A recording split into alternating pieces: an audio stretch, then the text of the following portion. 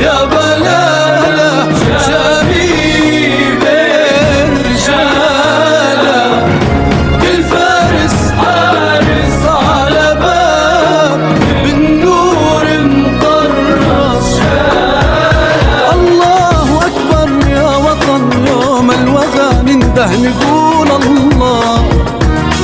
الله أكبر يا وطن، اسمك مطرس بالذهب والغار.